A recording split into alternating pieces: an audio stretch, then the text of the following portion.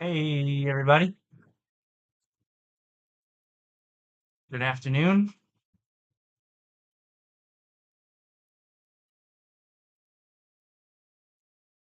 That's a heck of a NVIDIA headline right there.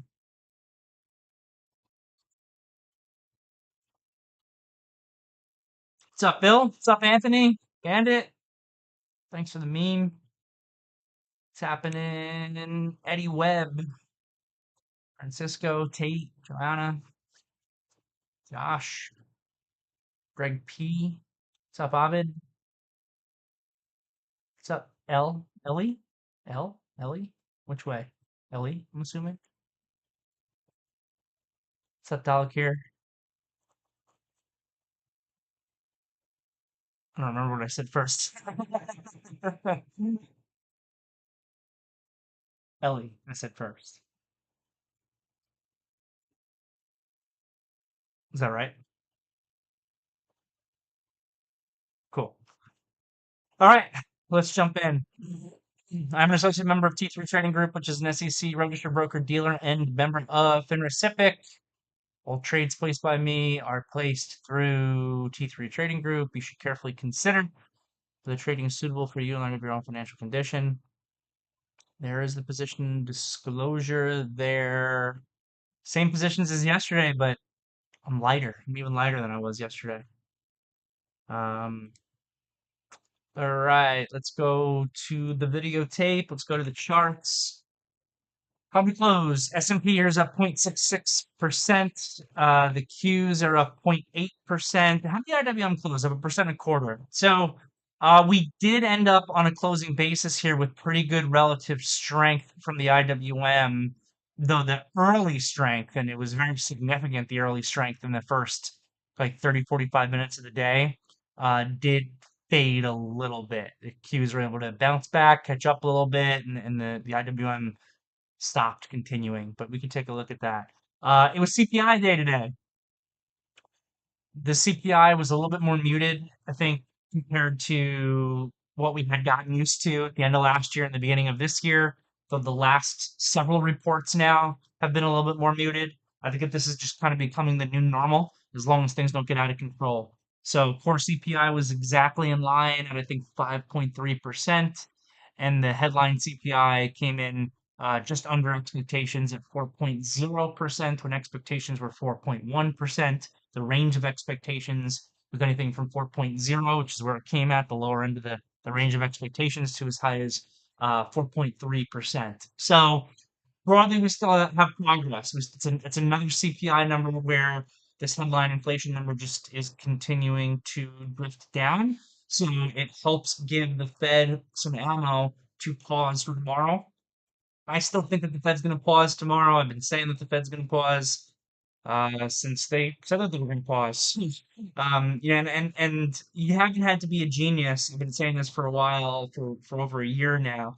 You have not had to be a genius to know ahead of time what the Fed is going to do, because literally the Fed has done what they said that they were going to do every single time. So whenever we've had the Fed futures that have priced in something else, it's like right now, last I saw, there's about a 75% probability that there is going to be a pause tomorrow and a 25% probability of a hike. That's what I last saw, which I saw it yesterday.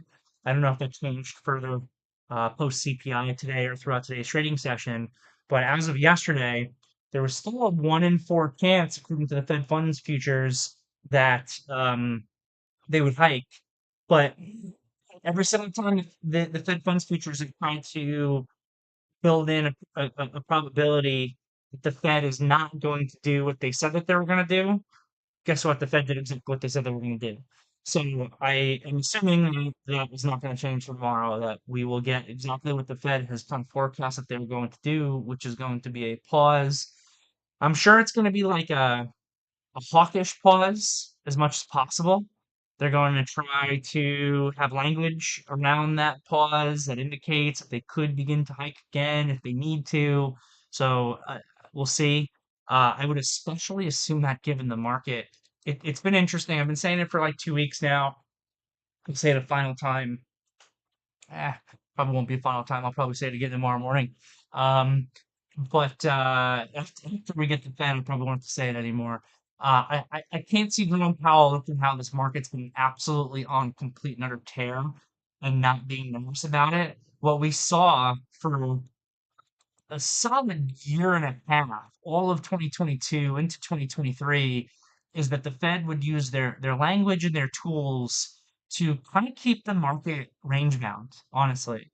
Every time the market started having too big of a rally, Fed would get worried about the wealth effect, and you would really consistently start seeing increasingly hawkish language coming from Jerome Powell, coming from Fed members, and not just language, but also potential of action. And then every time the market was starting to get really beat up and people were worried about, a deeper pull in into 3,200 in the SPX or something like that, like last October when we were at lows, um, every time the market seems like it gets really, really weak, the Fed was coming in with a little bit more of a dovish stance with their language. So they had been trying to like walk this fine line of not creating an absolute crash, an absolute crisis, but not letting this market go up so much that it, um, further creates or adds on to the inflation problem. And they've done a great job with that overall. So this time around here, we once again have this market that's just been on a complete tear. You can see that with the SPY chart that I have up right now. We broke above that SPX 4200. We haven't been looking back. We hit a bull flag a few days ago. That bull flag should be given continuation Friday last week. Today was another continuation day. Um, the market's just been on fire, and that's especially so if you're looking at like the Qs, obviously. The opposite you could also say is true if you're looking at the IWM or the RSP, where it hasn't been as big of a rally as the S&P and the Nasdaq lead you to believe, just because so much of it, especially early on with the rally, was led by these mega cap tech stocks. So it'll be really interesting to see what Powell does tomorrow. I'm anticipating a pause, probably hawkish language around it. Because on the flip side of me saying that Jerome Powell can't be happy about the market moving up, maybe he doesn't care too much if the market's actually moving higher as long as inflation is continuing to go down, as long as it's continuing to moderate. But he's got that 2% goal, and he wants to get there. And I don't think he's going to fully breathe a sigh of relief until we're getting to 3% or closer to 3%. And then maybe if the market, is rolling up, he won't be as worried about it. Um, so an interesting study, and I don't know if I fully remember it, just on history. Um, it's probably over a week now that I saw this. But it was based on the PCE, which the Fed has said is their preferred measure of inflation compared to the CPI. And it was something about how Volcker in the early 80s, in like 81, 82, basically declared victory on inflation, but that the actual PCE didn't touch 2% for the first time until some year in the 90s. And again, this was over a week ago that I was reading this. I don't remember exactly. I think it was like 94 or something. So it just shows you just how long of a lag effect that there is, how inflation can be sticky, and how getting to this magic 2% number can be pretty difficult. I do think that this time around with our inflation spike is very different than the inflation spike that we saw in the 70s, and that's also something I've been saying from the beginning. So maybe that 2% number is a little bit more achievable, but I thought that was really interesting, and I didn't know that. Um, I just always thought like, oh, inflation came down in the early 80s and all was good is at least on the inflation front. And in fact, I don't think it was quite as simple as that, getting it all the way back down to 2%. So let's see. We survived the CPI today. The numbers are still looking good. The market liked it. We finished higher. It was a little bit of a boring intraday session. Most of the real fun times happened starting at 8:30 through probably the open, the first 45 minutes of the day.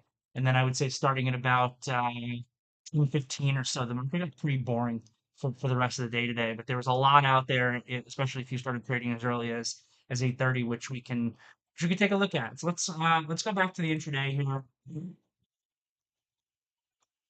Go back to the pre-market.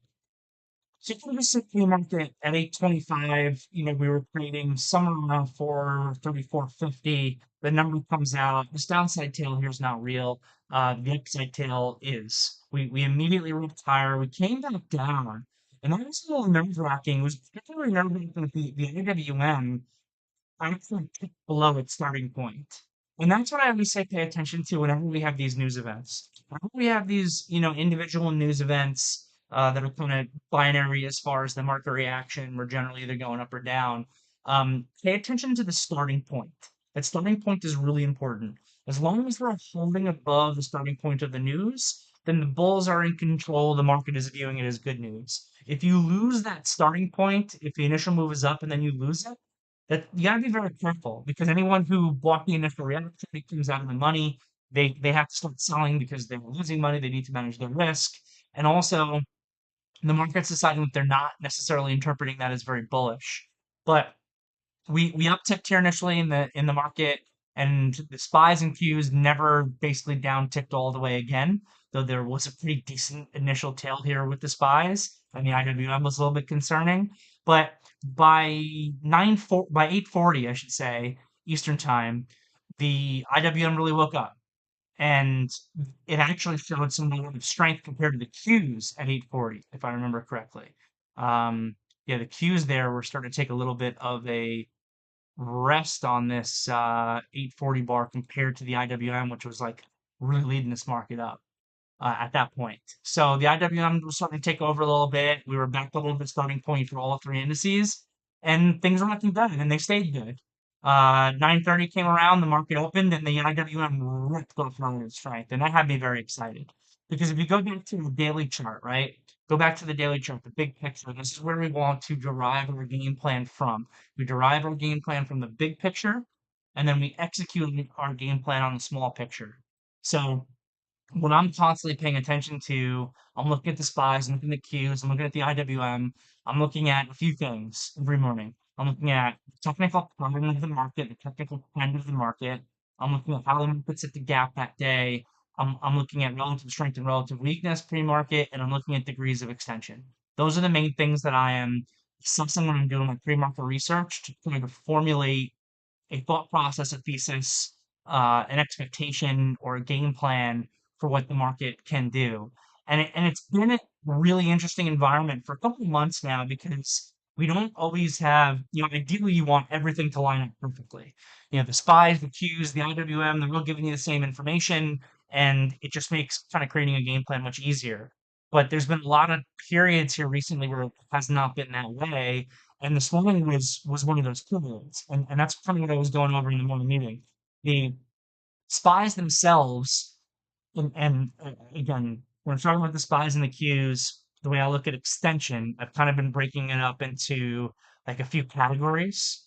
If the extension in the spies and or Qs from the ADMA on the daily chart is $6 or less, or I should just say less than $6, then there's room for continued upside. You might be a little bit extended, and you should be aware if you're $4 extended, you should be aware that the market is $4 extended. It could correct down into the equilibrium area without a problem, but it's not impossible for continuation.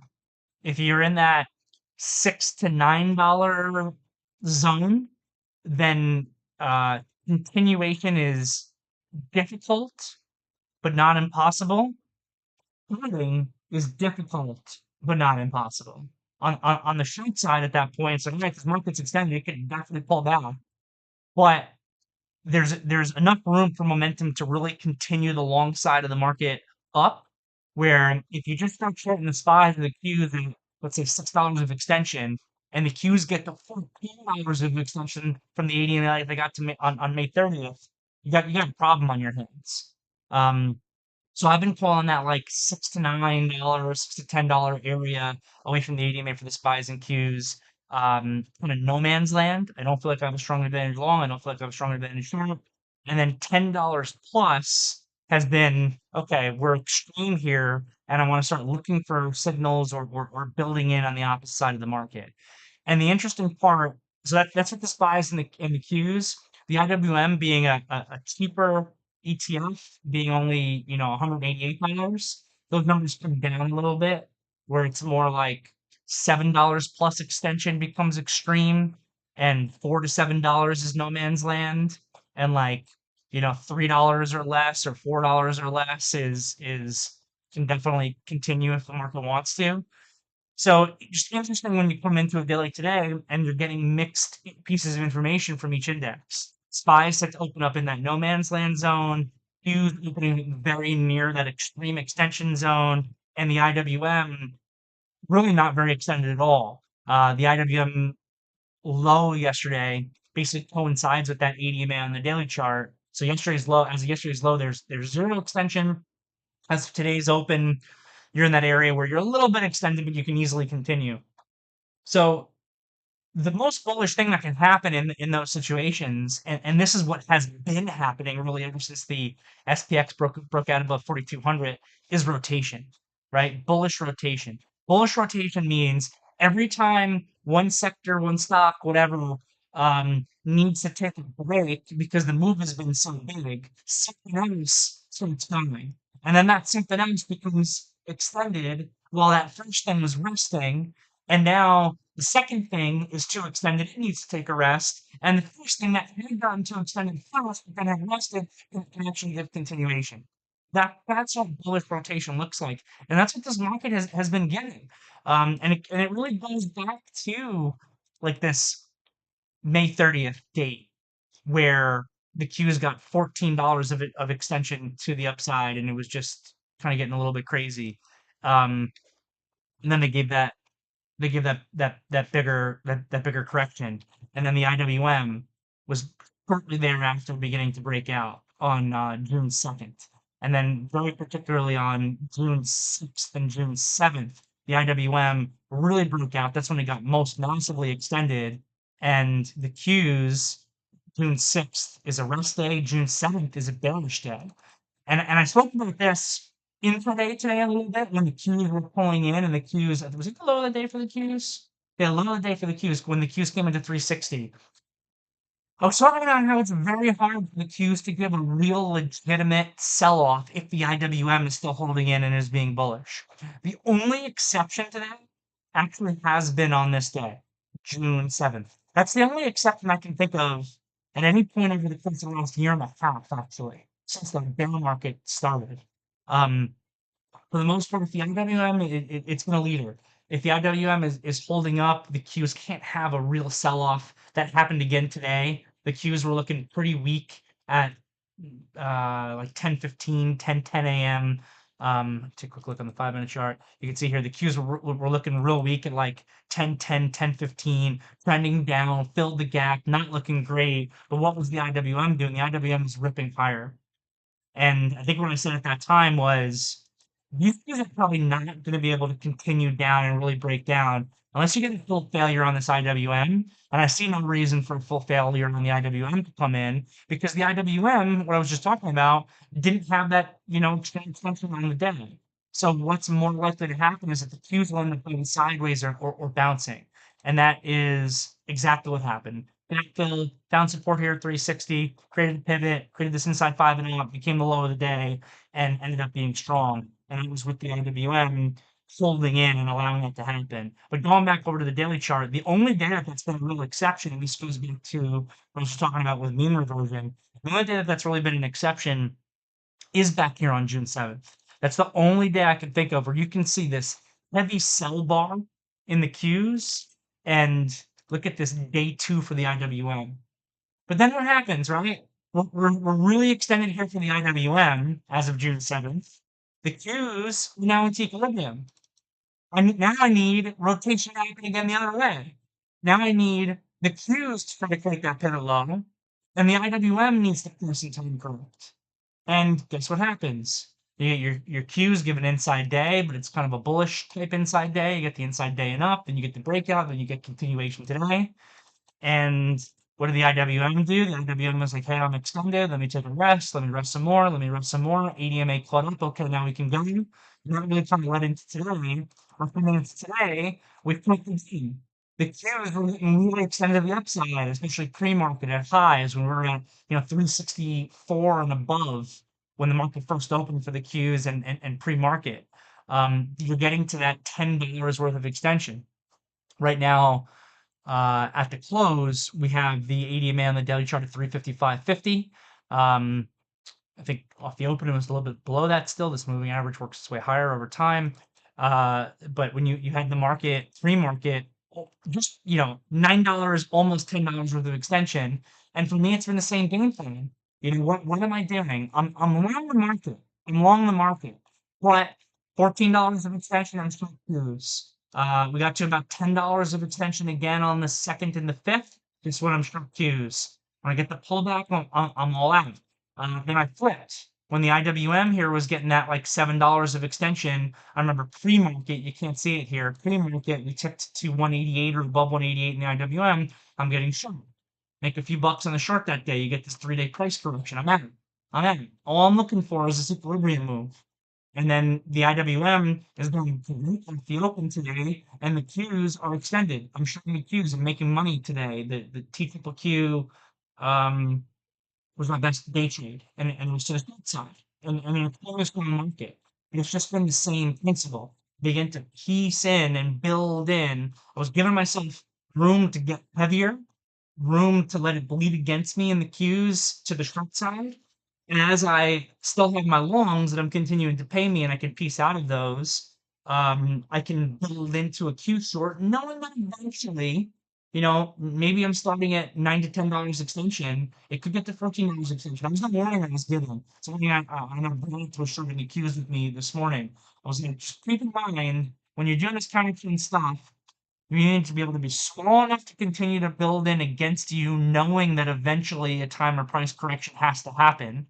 And maybe that even becomes a time correction, in which case it doesn't make this short very fruitful at all, but I can work the position well enough where it'll be okay. Um, but if the warning was that if the queue is going to get just as extended as they were as recently as May 30th, which was pretty extreme extension and probably the most extended the queues have been in a while, but that could bring the queues to 369 today, especially the news events. So you just got to be careful about it. But the rotation today was great. Like off the open this morning, I was getting exactly what I was looking for. I got the IWM not extended on the daily chart. I got the Qs extended on the daily chart. Let me get that next level of rotation. Let me get the IWM to lead higher. And you can just see, look at the Russell moving higher. The RSP versus the SPY. RSP was really heavily outperforming the SPY for the first hour of the day today. The rest was really strong. Qs, like again, there's the IWM move here in the first hour. Look at this QQQ move the first 45 minutes, straight down into a gap fill, tipped red. But are they really going to fall apart if the IWM is being strong? It can happen. It did happen on one day recently. It's just much lower probability. If that IWM is not breaking down, the Q's giving me real downside follow through just becomes much more difficult. And they held in. And then, if anything, then we had a little intraday flip again where the IWM weakened out a little bit. They pulled back and the Qs strengthened up a little bit. They bounced, but at the end of the day, on a percentage basis, the IWM's up more than the Qs. And then tomorrow morning, I'm going to be assessing the exact same things. I'm going to wake up. I'm going to see how we're gapping. I'm going to measure how extended we are. I'm going to ask myself, do I want to short here? Yes, no. If no, where would I look to be able to short? Where would I look to build in? What do I think about longs? And obviously, keeping in mind that we have the Fed tomorrow, which will be an interesting one. Um, so yeah, that's pretty much all I got. This morning everything was working that I was looking for to go. Uh, Off the open, these Chinese names were really strong. They weakened out a little bit. Alibaba and JD weakened out a little bit. But yeah, your U.S. Steel that we're looking at for continuation give great strength. CLF, which we were looking at for continuation, great strength. I mentioned STLB this morning, great strength. We're looking at DVN on the upgrade, good opening move, but then weakened down a little bit. Wanted to see if these financials could go. They were decent. Camry, I was trying to get some stock at, it was bid 42.76 at the open. Was 42.78. I didn't get any, but they gave a good move and they're still continuing to hold above that major $42 level. It's all looking good here for the market. And at the same time, avoiding big tech, especially off the open, was anything that we called for, and it just worked out really well. I did short Tesla without any success today. Made a few bucks early on, but then gave back the profit that I had in it, plus a little bit more over the course of my trading throughout the day. Tesla just was at the strongest of these tech stocks despite this extension. And I should mention because we've been talking about it a lot because we keep getting these big moves that are coming in under the way sometimes for the market, for individual stocks. Just repeat the same things I've been repeating. First of all, it's much easier to be long than short when the trend is higher. Even look at Tesla, which I'm short all day today to at one degree of size or another. I was short Tesla from pre-market to 3 minutes before the close. Uh, just look at this chart. Is it easier to be long? It's easier to be long.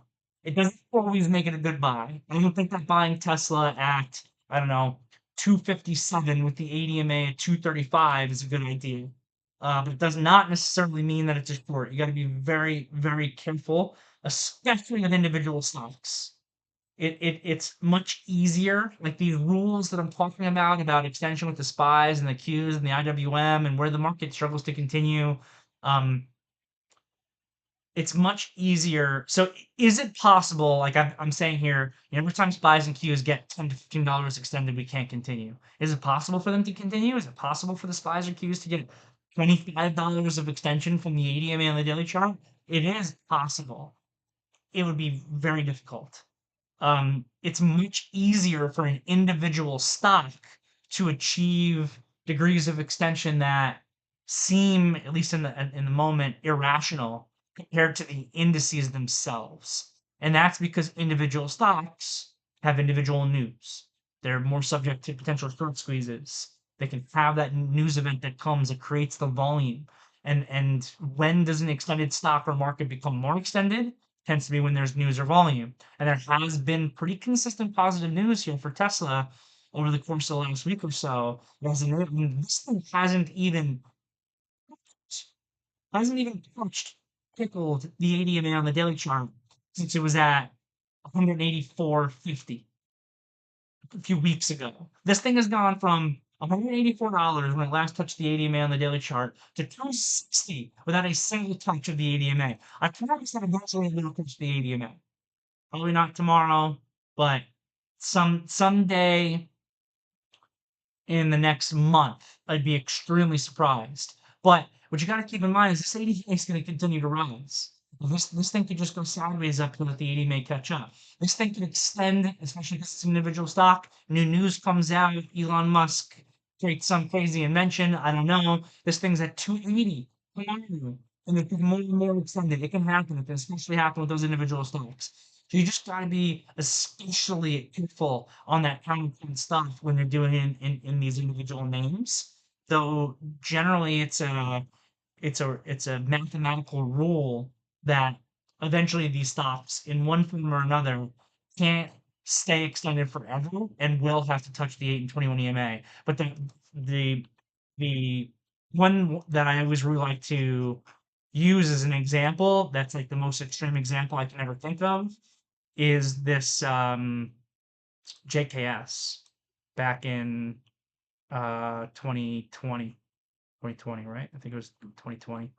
Um, where this thing just went. Chinese solar company, you got some resistance here at $24 on the daily chart. In September, it trades as low as $19. All right, there's resistance at 24. Okay, look at this beautiful breakout day. Increase in volume, breakout, big move all the way up to $28. That's a sick move. It's a sick breakout. 24 to 28, all in one day on the breakout. Look at that volume confirmation. And then maybe 2 days later, you're saying to yourself, wow, this thing's getting really extended. It's at, $33. It's had a $24 breakout, and now it's at $33 in 3 days. It's too extended. I got to come in and short it. And then 3 days later, it's at $39. It's too extended. I got to short it. And then 4 days later, it's extending away from the ADMA, $48. Never touching this ADMA. It's too extended. I got to short it. And then 4 days later, it's at $63. It's too extended. I got to short it. It's at $70. It doesn't stop until $90, right? This can especially now. This happening in the SPY. I don't want to ever use the word impossible when it comes to the stock market. You never know what new technologies can advance the world, humanity, whatever that could create a big move for the broad market. But it's like pretty much impossible for that to be able to happen in the spies. But an individual stock, you can do that. So you got to be careful. You've been involved in a Carvana short, especially if there's a large short float, that Palantir short, that Tesla short that I was involved today. You really got to make sure that your sizing makes sense. That just goes back to being really right and giving yourself some room to build in.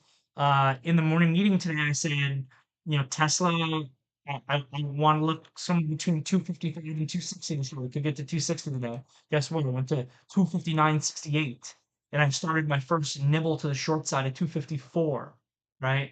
And I got enough of a pullback and I managed the position well that here at the end of the day, I'm looking at a very small loss in Tesla. It's that loss in Tesla is a third of what I made in the T triple Q, which was also just a short day trade to the short side with a market related index ETF.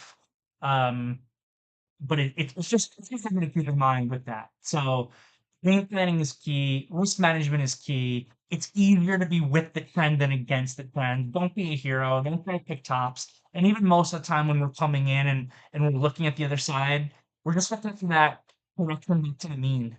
Just some mean reversion, right? That's what I've been doing with the Qs. It's been successful. That's what I did with the SPYs. It was successful. That's what I did with the IWM. It was successful. That's what I tried to do with Carvana. It wasn't really successful. That's what I tried to do with Tesla. It was not successful. That's what I did with Palantir. It was successful. Um, so that's it. The reward is much more limited. The execution is much more difficult, and you just got to make sure that you're either going to be small enough where you can continue to build into that further extension, or tight enough that you have a specific signal that you're starting versus and you can stop yourself out if you're wrong. And that really kind of comprised my day. I got into and out of Pinterest again today, made a couple bucks in it, and managed my open swing positions and carried T triple Q and Tesla to the short side, and that was pretty much it. But there were some good trades out there, especially if you focused on what we wanted to focus on, which was not mega cap tech. It was U.S. Steel, as just an example. So that's all I've got for you guys from today's meeting. I do have a hard cutoff at 5 o'clock today because I have a meeting to jump into, but I'm happy to answer any questions that you guys have. And I want to reread this headline because it's an awesome headline from Pat H. NVIDIA shares unofficially close up 3.9% at 410 spot 22, tops 1 trillion, closing market cap for the first time. Congratulations to NVIDIA and NVIDIA shareholders. From Rich N. On days when pre-market news moves gaps price with volume, when do we switch from pre-market to market-only charts? I switched from pre-market to market-only charts um, with the SPYs, Qs, IWM, and anything that I was looking at that was news-related at 9:30 on the dot, or just before 9:30 to be prepared for 9:30. I don't really care about pre-market price action after the market opens unless it's a very significant event that occurred, like today. So I will only be looking at charts of the SPYs, Qs, IWM, etc. of market hours. But on a day like today, I still want to know. I still want to know like what that starting level was for those indices or for those stocks off the 830 number. So even though I'm only looking at during hours charts at that point, I'll still sometimes click to a pre-market if I need to go back specifically and look at a number. Appreciate the question, Rich. And Cameron, on a gap and go breakout trade, can you talk about when you would be looking for an immediate reaction opening drive versus when you would be looking for some initial price and or time correction? Sure. So I'm paying attention to how big that gap is, first of all, and how big the gap is away from the previous level. If it's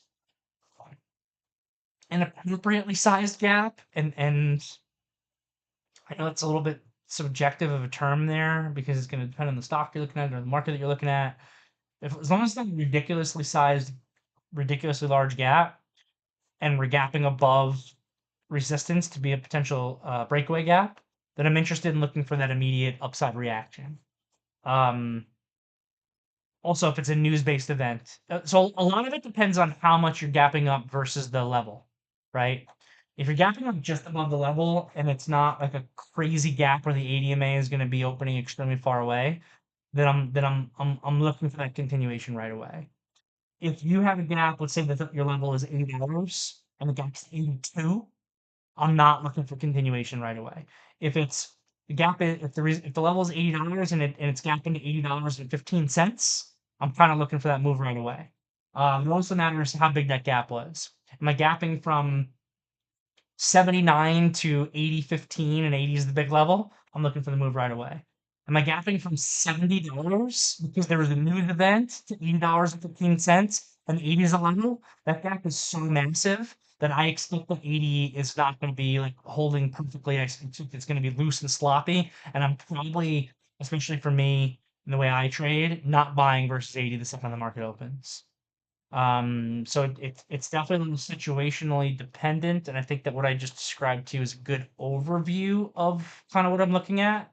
But it's certainly going to be on a case by case basis. So if you ever see that happening in the morning for the market or an individual stock, don't be afraid just to ask what my thought process is for that individual situation, and I'll be happy to help. Next year from Rex, I tried AI a couple of times this morning. Oh boy. Sick. Sick, and it didn't go right away. I remember liking this inside 5 and up. I think Josh called it out too, and it just totally failed. And it seems like it randomly woke up here at 11 o'clock. That's very hard. Let me read the rest of your question. I tried it a couple times long this morning. My first long was off the open when I saw it tailed back up. Okay, I like that. Um, Came down to the ADMA, tailed back up. I think we even spoke about that a little bit in yesterday's afternoon meeting. I saw it tailed back up above yesterday's high, which is the inside day high, and I got stopped in the second candle. Okay, made new lows. Then I tried the inside 5 at 9:45. That's what I was just looking at when it broke up. And that I assume you got stopped out with as well. I understand that the Qs is extended on the daily chart, and AI doesn't perfectly trade with the Qs. However, AI was not, and also showing relative strength, holding $38 with decent volume. The inside 5 is also above the inside day high. I was thinking if the Qs could go sideways, AI had a pretty good probability that AI would go there even if the market is extended. It gave even tighter risk on that, so I sized a little bit bigger on the trade. I love it. But it stopped me out. Could you give me some opinion on the thought process of my trades? I like the thought process of your trades. I think that the thought process in your trades is spot on. You're talking about AI. It's just an extremely speculative stock. So it just kind of gave you a couple false moves and a couple false signals here where it didn't go when you were executing good and appropriate trades. I like everything that you did here. I like how you are thinking about the market. I like how you're thinking about multiple time frames. You're trading the daily chart, but with intraday execution. It's everything that we talk about. So I think that you did a really good job here, and just those trades, they just didn't work, and that's part of the business. Sometimes we work on probabilities. So appreciate the question, Rex. I think you did a good job. From Ben, was the gap on X too big to chase off the open? I think I remember saying that actually at the open. Yeah, I remember saying that pre-market because this thing started moving higher like the rest of the market did at 8:30. And I had done my research on X and I liked X pre-market based on my research prior to 8:30 when the number came out. So I think that the thing was probably trading still closer to like, I don't know, 28.75, 28.80. And the real right spot to be long is probably yesterday's low. You could buy versus like I don't love even yesterday's high, just 22.65. Maybe $22 could be a little bit more appropriate. 22.65 feels like it could be loose. You get a gap fill, shakeout, and then continuation on it. I think if it was really getting below 22, you probably knew that you were wrong. It's just a matter of kind of your time frame on the trade as you're putting it on. Um, if you're really thinking with a big picture thesis that China stimulus, China's coming back online, demand for building out there, demand for steel, that's when these companies start doing really well a lot of the times. Um, if you think that, getting back to this resistance near $27 is feasible or even getting beyond that, and you're having that big picture thought process and approach, then you could get some stock, you could build into some stock potentially today and give it that room, and the risk reward makes sense. Otherwise, that gap was too big, and then you probably need to find something on the intraday. And the problem with the intraday is this thing just exploded the first 4 5 minute bars, and then it's up to 23.72. Very hard to chase that price. So they did not make getting stock in X easy, for sure. For sure. And that's and I wasn't looking for this, and it's probably why I didn't get any. CLF might have been a little easier with that inside 5 and up on that second bar. If you're looking at CLF, which is the other one that I had mentioned. Whoops.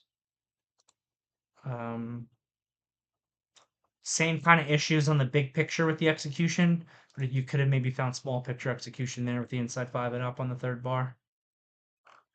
Appreciate the question, Ben. Anybody else? Let's see, looks like there's some things on YouTube. From Robert, any VTF open house plan in the near future? I need to speak to T3 Live about that. They haven't been doing it, and I've been a little bit lazy in communicating with them because it's so much work for me. But we'll see. AI was an inside day. Continuation was monster. Yeah, we just went over that one. It was difficult to get stock though. Next year from Mike, a shorted SPY at the break lower of the inside 5 at 2 p.m. At the break lower of the inside 5 at 2 p.m. Okay. Um, Stop at that candle high. I understand that being counter trend in the time of day were against me, which is why I went small size. Do you see any value in the setup, or would that type of inside 5 just be noise? Um, you get to 2 p.m. here and post 2 p.m. So I don't dislike it if you had a consistent that you're looking for the market rollover, which I know like Jonathan the VTF was looking for that. And we definitely get that sometimes on these strong days. A lot of the times when you have like a big upside tail on a daily chart, it's because it's what was strong in the morning and then rolled over in the afternoon, and that creates an upside tail. That creates a shooting star candle on the daily chart. So if you're looking at like a 52 extension, and kind of where the spies were, and saying, hey, it's a day 2, or maybe you could argue it's even a day 3, I think that they're gonna sell the CPI event into the close. If that's your thought process, and I think it's a very valid thought process, then you want to be looking for an execution to the short side in that it post 2 p.m. session. And this might be a little bit early. I prefer those rollovers to kind of happen primarily in the last hour of the day. But I think that there's validity to this trade that you got involved in. I don't think it's the easiest in the world. I don't think I would do it with a ton of size. But your risk reward here is great. Let's say that that is your thesis, and you get short here. Um, you're short in the SPY with 25 cents worth of risk. Your immediate reward potential in the daily is 430. You got $7 worth of reward potential on the daily chart. So then, you need your thesis to play out. And you started to get it here. And then we rallied a little bit into the close. But if we continue to deteriorate here, we easily, at 230, we're at 435.35. We easily could have broken the opening low, closed on a gap fill, left with a red shooting star off your thesis. Then you took your trade for 25 cents risk. You swing it overnight. You got this daily upside tail. You're looking for a move down to 430 off that. You could get $7 worth of reward off 25 cents worth of risk. So I think that the execution is a little bit tricky, time of day, 5 minute bar, like you're saying. But if you look at it in conjunction with those other things, and if that's your thesis, I think it's a very valid trade. So I appreciate the question there, Mike. All right, gang, so I went through all the questions on the VTF and on YouTube. If you're watching on YouTube, you know what to do. Thumbs it up, tell your friends, subscribe, all that awesome stuff. And I will see everybody tomorrow for the Fed. Should be exciting stuff.